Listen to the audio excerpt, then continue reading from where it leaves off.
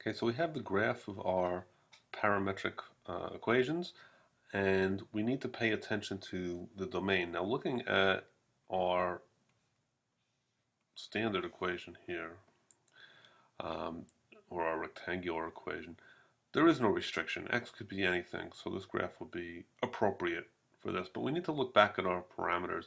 And if you look at X, it is impossible for this denominator to be negative, right? Because we can't have the square root of a number be negative.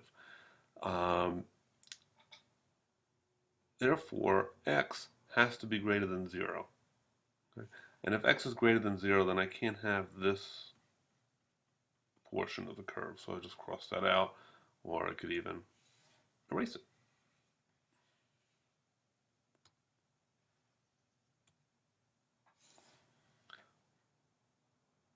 Okay, so my graph would look like that. Okay, the last thing I'll mention on this graph is what is the orientation?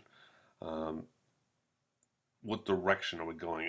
As t increases, are we going in this direction down, or are we coming back up this way? And we could figure that out by just looking at this. We know at this point, we don't know at that point. At t equals 0, okay, x is equal to 1, right? 1 over the square root of 1. So this point is t equals 0. Right? If t is, say, 3, then this is 1 over the square root of 4, or a half. So we're in here someplace. Okay, so obviously we're moving down the curve. Now this is not drawn to scale, of course, but our orientation is this way. As time increases, we're moving that direction on the curve. Okay. So now we're going to look at an example where the parameter is not time. In fact, this time the parameter is an angle.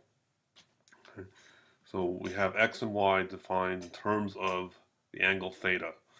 So we're going to actually take advantage of a trig identity, and if you remember, sine squared of theta plus cosine squared of theta equals 1. That's going to become important.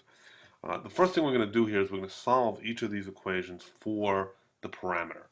Okay, so if x equals 3 cosine of theta, then x over 3 is what cosine theta is equal to. And the same thing for y. Y equals 4 sine theta. So then y divided by 4 is equal to the sine of theta.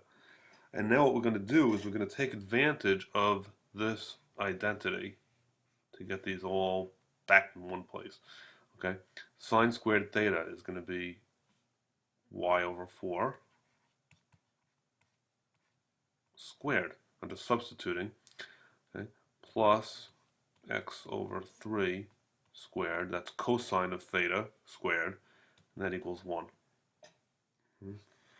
And I'm just going to expand these out as y squared over 16 plus x squared over 9 equals 1. And if you'll remember, this is actually the equation of an ellipse. Okay? And it is the larger value, the a value, is the square root of 16. So a is 4. That means our major axis is 8, and it's vertical.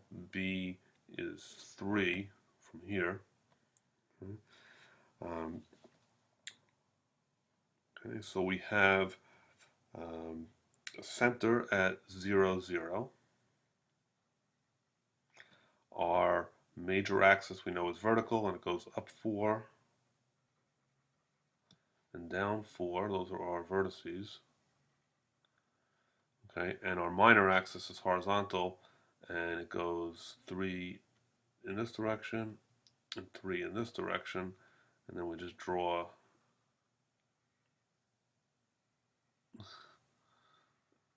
make believe that's an ellipse. Not too far off, except for that. Okay.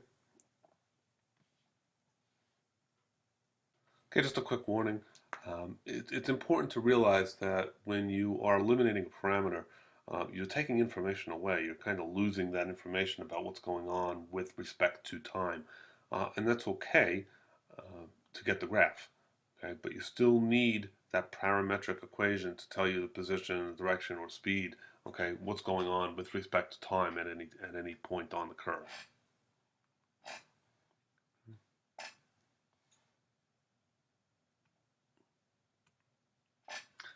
Okay, the last thing we're going to do is we're going to take a set of, or we're going to take a rectangular equation. We're going to convert it into parametric using different parameters. And I would prefer to look at this as x equals t and x equals 1 minus t. Okay, all I did was I solved for x in each of these equations. Okay, so for part A, we already have it solved. We know our first parametric equation is x equals t, and now I need to know what y is equal to in terms of t. Okay, well, I know that y is equal to 1 minus x squared, and then I'm going to substitute in what x is. X is equal to t, so then y has to be 1 minus t squared.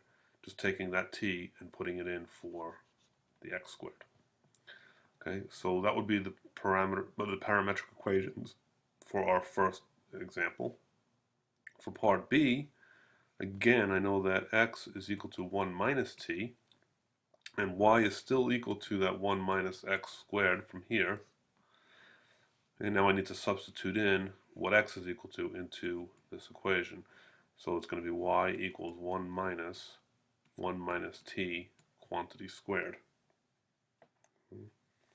And we could expand that out to simplify it. It's going to be 1 minus, this is going to be 1 minus 2t plus t squared, I believe.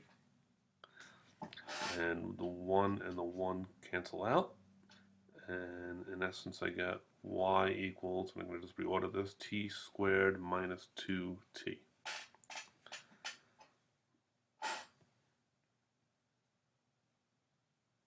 Oops, I think I did something. I made a mistake here. Okay, this whole quantity was subtracted, right? 1 minus. Okay, so it's this whole quantity that gets subtracted, which means the 1's still cancel. This is wrong.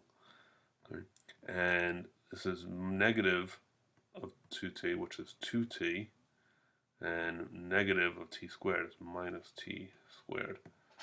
Okay, or I could write that as y equals negative t squared plus 2t if I prefer.